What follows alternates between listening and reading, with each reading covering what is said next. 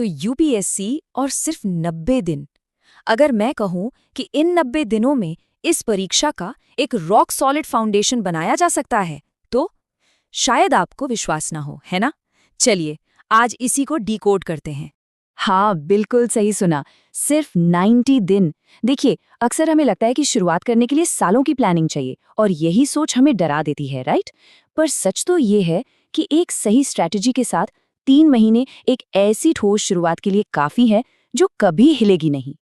और पता है क्या, इस शुरुआत के लिए ना आपको दिन में 12-12 घंटे पढ़ने की बिल्कुल जरूरत नहीं है। ये यूपीएससी का सबसे बड़ा मिथ है। इसे जितनी जल्दी हो सके भूल जाइए। याद रखिए, सफलता घंटों से नहीं बल्कि फोकस्ड और स्मार्ट एफर्ट से मिलती है।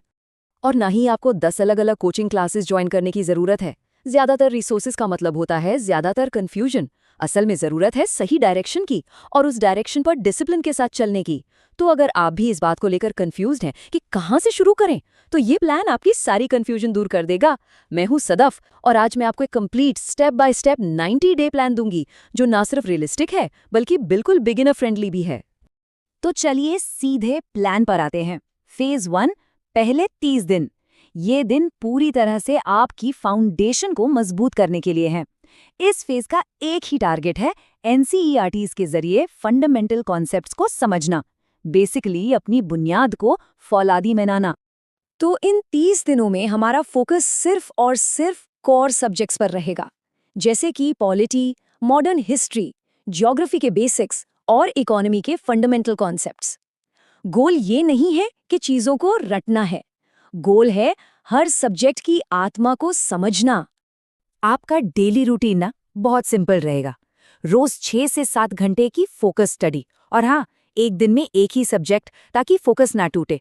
इसके साथ रोज के 30 मिनट करंट अफेयर्स के लिए और हर संडे पूरे हफ्ते जो भी पढ़ा है उसे रिवाइज करने के लिए। बस इतना याद रखिए, इस फेज में कॉन्सेप्ट क्लैरिटी ही सब कुछ है। That's it. ठीक है, तो अब जब हमारी फाउंडेशन सेट हो चुकी है, हम एंटर कर रहे हैं फेज 2 में, अगले 30 दिन। अब इन दिनों में हम अपने ज्ञान को और गहरा करेंगे और प्रैक्टिस शुरू करेंगे। मतलब अब हम एनसीईआरटी से आगे बढ़कर स्टैंडर्ड रेफरेंस बुक्स की तरफ जाएंगे। इस फेज का प्रोसेस बहुत इंपॉर्टेंट है, इसे ध्यान से समझिए। स्टेप 1, आप एक स्टैंडर्ड बुक उठाएंगे। मान लीजिए पॉलिटी के लिए लक्ष्मीकांत या मॉडर्न हिस्ट्री के लिए स्पेक्ट्रम, और उससे एक टॉपिक पढ़ेंगे। स्टेप 2, जैसे ही टॉपिक खत्म हो, तुरंत उस टॉपिक से जुड़े प्रीवियस ईयर क्वेश्चन सॉल्व करेंगे, तुरंत। और स्टेप 3, डेली एमसीक्यूज की प्रैक्टिस। ये जो पूरा साइकिल है ना, यही आपके अंदर एक प्रीलिम्स ओरिएंटेड माइंडसेट डेवलप करेगा। और हाँ, एक बात बिल्कुल गांठ बांध लीजिए, रोज, आई रिपीट, रोज कम से कम 20 एमसीक्यू सॉल्व करना कंपलसरी है, नॉन नेगोशिएबल। इसमें कोई कॉम्प्रोमाइज नहीं चलेगा। यही प्रैक्टिस है जो आपकी स्पीड और एक्यूरेसी बनाएगी और आपको एग्जाम के लिए तैयार करेगी। अब आता है सबसे क्रूशियल फेज, फेज 3, आखिरी 30 दिन। ये फेज पूरी तरह से रिवीजन, रिटेंशन और एग्जाम सिमुलेशन के लिए है। अब तक जो भी पढ़ा है ना, उसे कंसोलिडेट करने का, पक्का करने का टाइम आ गया है। इस फेज में आपको क्या करना है, देखिए, हर हफ्ते एक फुल लेंथ मॉक टेस्ट देना है। डेली रिवीजन के लिए टाइम फिक्स करना है। मॉक्स से अपने वीक एरियाज को पहचान कर उन पर काम करना है और ये चेक करना है कि आपके शॉर्ट नोट्स क्विक रिव्यू के लिए बिल्कुल रेडी हैं या नहीं। इसका मेन एम है एग्जाम का टेम्परामेंट बिल्ड करना।